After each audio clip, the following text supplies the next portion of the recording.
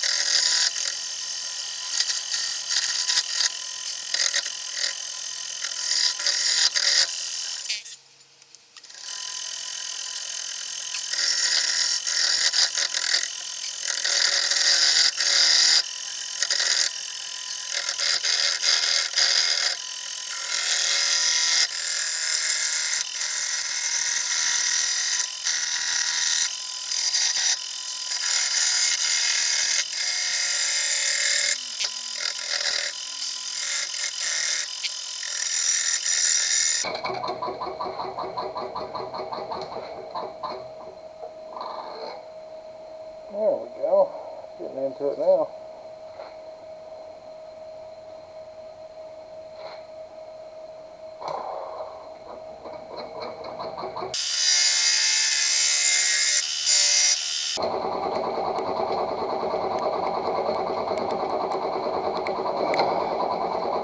That son makes a slinging water. Wow. Okay, here we go.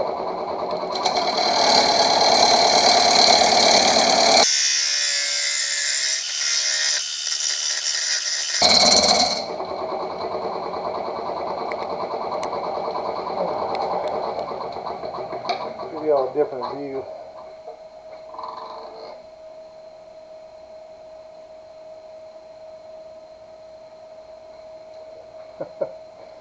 Camera got all wet. This thing is slinging some water. It was just cut down a couple weeks ago, and I just want to get it wet turned so I can get it to put it in my kiln. Go from there. Oh, I did a good enough little design there.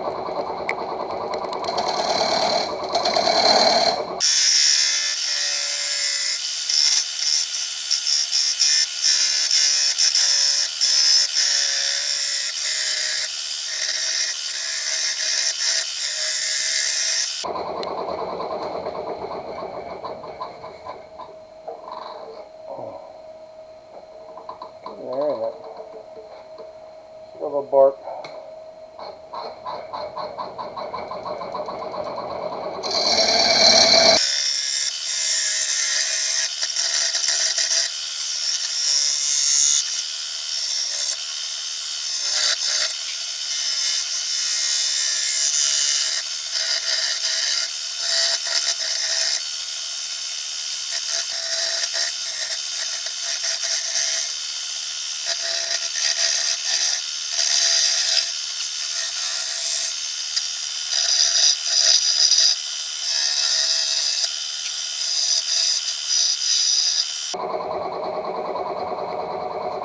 Oh, this stuff's wet. Still got some bark there. Gotta get that out of there.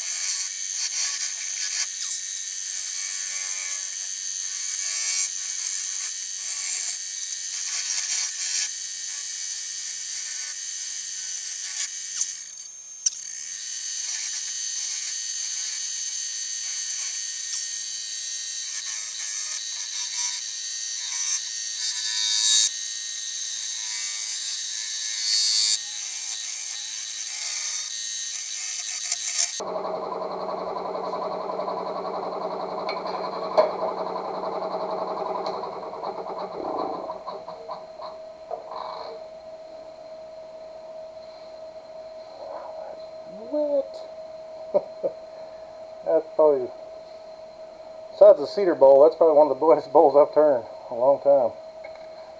That thing is wet.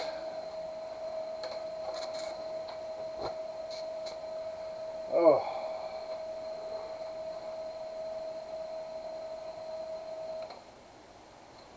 Oh. Alright. That's it for the outside right now, because obviously we're gonna dry it back. So we're gonna turn some of the inside, but I'm gonna keep it pretty thick, probably 2 inches. I think there's enough down there for a chuck. It's in sapwood. I'm not really happy about being in sapwood, but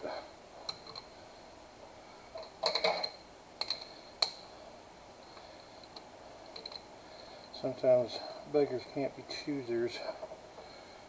I know the client wants a pretty big bowl. She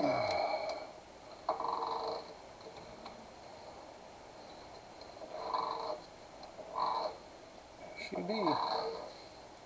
It's got some peach fuzz all over it. The end grain there, or the side grain on that sapwood. The end grain looks really good.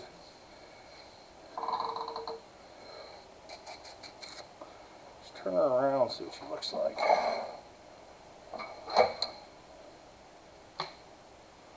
Oh, goodness.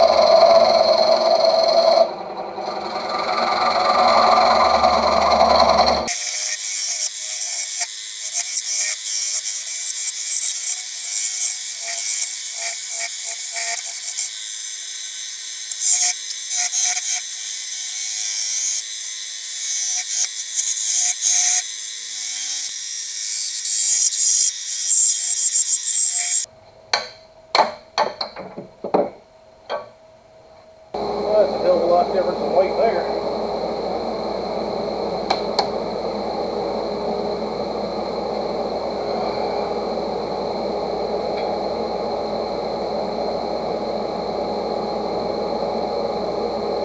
I'll put it in my kiln, dry it back, see if it cracks, fill it with resin, put it back on the lathe. Alright, so I got my mold done. I poured a little cup of resin in the bottom of it just to fill in any cracks in the bottom. I'm probably going to cast this and I'll just leave the plastic in there whenever I go to turn it, and it'll just cut it away. That way any kind of resin I have at the bottom, I'm not worried about it grabbing a hold of it. Alright, so I'm going to mix this using liquid diamonds, and I'm going to do a 2-to-1 ratio with it. So I'm figuring when you're stirring this stuff, always make sure you scrape the edges really well in the bottom. You'll find that when you're casting resin, let me slide this over. When you're casting resin, if you don't get it mixed up thoroughly, it'll be the end of you.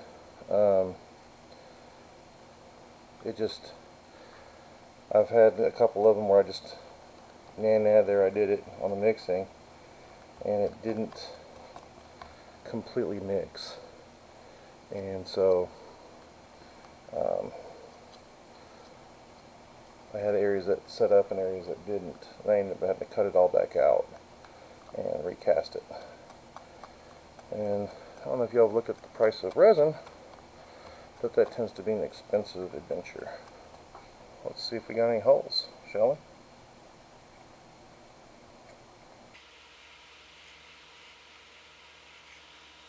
Nothing so far. Definitely have to do another mix, which that's why I'm using liquid diamonds. That's why I'm mixing it up so fast. I don't want to use too much and waste it, but I want to be able to pour it back on top of it. So it's got a longer open time for me to play with. Woohoo! A little bit too fast.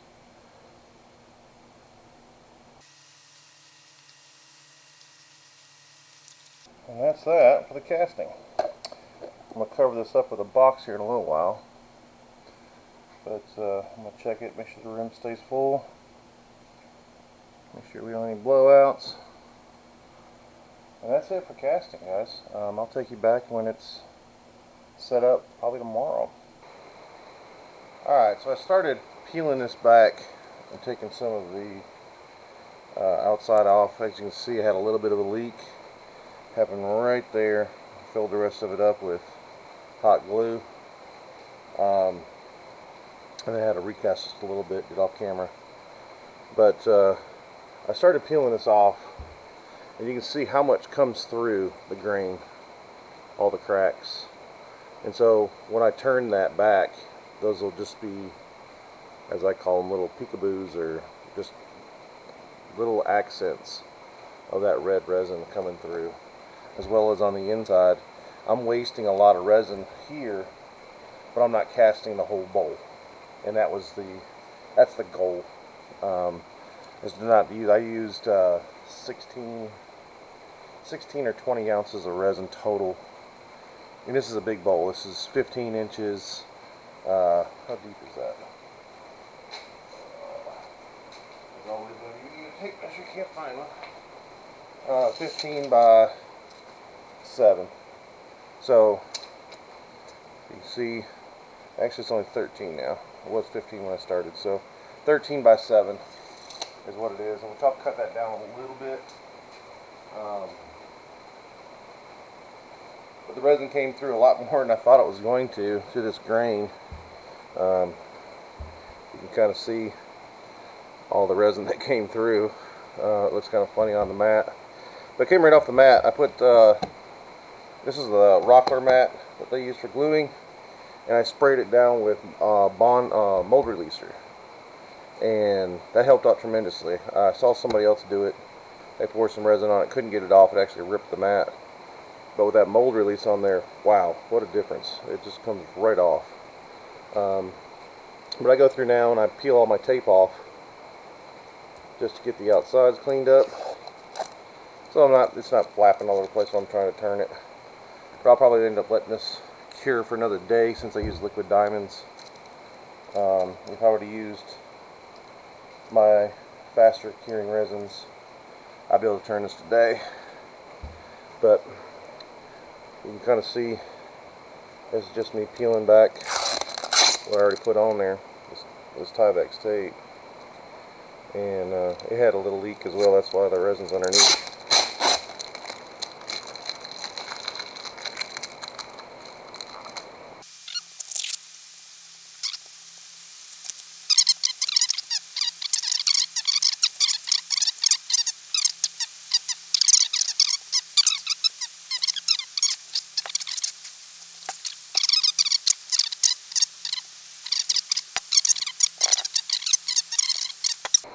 That's what we got so far. The next time that you'll see this will be on the lathe and we'll start turning it.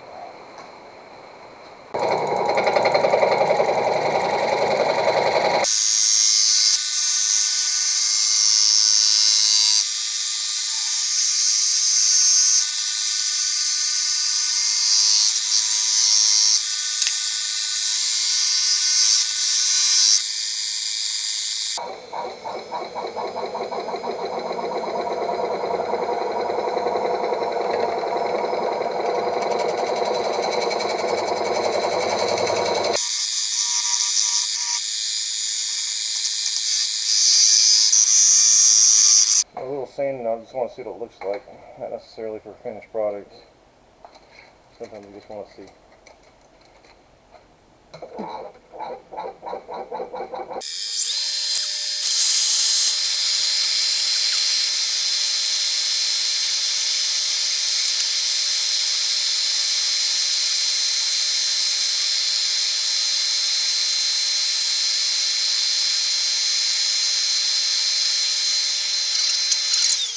So inside it's got a big crack, but apparently I can still tell right where I glued it at, and I missed it.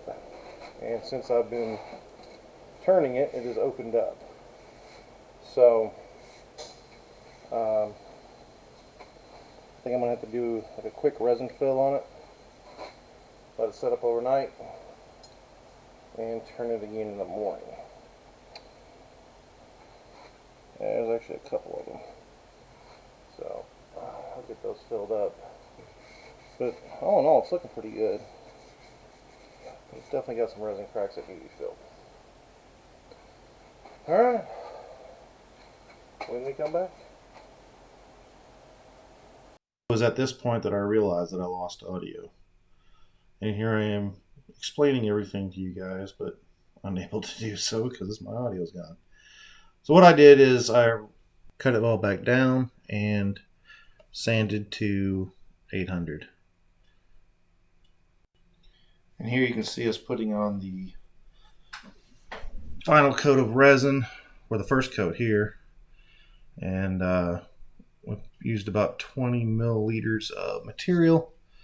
And that's my wife helping me out. It's kind of a daunting task trying to get both sides covered in a short amount of time. But it ended up looking really good. I'll explain the rest of it here in just a second. So, without further ado, here's the bowl. It's got a red resin inlay. I didn't take you through all the coats that we did, which were plenty. Actually, we put on 3 coats and realized that I'd made a mistake because it was just too thick, and it was too thick at the ends because I didn't have a rotisserie motor on my attachment. Zach Higgins does a good video about that. In fact, I've got one ordered because I do like the resin coat that it puts on it. I do not like that my lathe only spins at 50 RPMs, therefore it's way too fast. It should be spinning at 2 to 3 RPMs. For resin, it just needs to be enough to keep it from dripping. Mine is still got centrifugal force on it, therefore causing it to move towards the ends, and really had to battle that. Stay with it for about 30 to 40 minutes using a spatula to move material back up towards the center. I don't know if you really can see. You can see that red inlay there. Let me shoot from the top. See if that looks better. Where's the top button? There it is. Okay, so you can see the red inlay there. I don't know if you can see all the cracks. It's got a ton of cracks in this thing.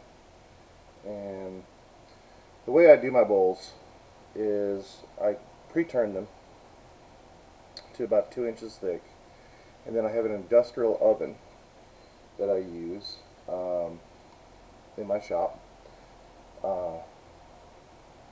and I heat it at 230 degrees, exactly 230 degrees, not more than, for about 4 to 6 days.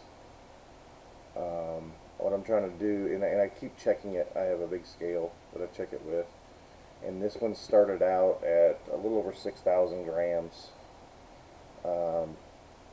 and ended up at 3,500 grams before I put any resin on it, before I did anything else to it, just in and out of the lathe. Based off the math, I think it comes out to 49% of the volume was moisture, and it was 35% moisture loss.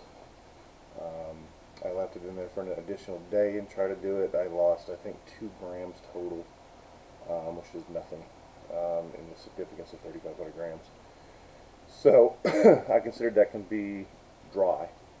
And then at that point, I gave it a turn just to, make sure it was squared up. And then y'all saw the casting of the resin. I injected as much resin into the cracks as I possibly could. I did it a second time on the bowl itself while it was on lathe, because there was a couple spots that I didn't get. And then returned it again, so it'd be the third time I turned it. And then I had to I put all the resin back on it after I got the finish I wanted on it, and it was too thick, and I had to reapply resin 3 coats. That was a learning experience because that was my mess up, and I'm hoping with the rotisserie I will stop that and I'll be able to get this done a lot faster. I think it turned out gorgeous. The camera really doesn't do it, which I'm colorblind, so realize that reds and browns and some of that nature looked pretty similar to me, but I can tell a difference when I look at the bowl. When I look at it on the camera, I can't tell a difference, so I don't know if you guys can see that or not. I'm hoping so, because the color difference that I see is it's amazing. It just looks like it's like lava coming out of the bowl. I really, really, really enjoyed turning this. I got one more to turn, which I'm not going to film that one. I just got to get it out real quick. I did some bartering and got this bowl, or got this wood from a guy in exchange for a couple bowls. And this is just, it turned out being a very amazing piece. I really enjoyed turning it, and was glad I could share it with you guys. Let me see if I can get the top view, get this thing again. So, but it is 13 inches wide in diameter, and it's 6 3/4 inches tall. So just a little over 2 to 1. I had some resin, you'll see it on the video, and I didn't want to make a jam chuck, and I didn't have a dry chuck or big jaws that are big enough to hold the outside of this, so I could return this resin out. So what I decided to do was to cast the inside with clear for my logo, and then cast the outside in red. It made a little rough right here, but I think it's fine. If the wood is actually still higher than the resin. I think it turned out really amazing. The red popped out through here. It popped out in a couple areas here where it stained the wood, and it stained it pretty deep. Couldn't go any deeper with it to take it off. I just didn't want to, but you can see, even me being colorblind, I can see colors that are popping through right here. I don't know if I can get that where you guys can see that. I can't see it on the camera. But it really does. It pops really well. Again, I'm colorblind, so it might be because I can't see it on the camera. But hopefully y'all can see it. I really enjoyed turning this. If y'all have any questions, please leave them below. If you're new to my channel, please subscribe. I plan on kicking out a lot of videos like this. I'm also doing some videos of some joinery, stuff of that nature. I got a lot of stuff lined up. You saw in the video as well, my wife was helping me with this one. She does turning as well, a lot of resin casting, and so she'll probably be in and out of my videos.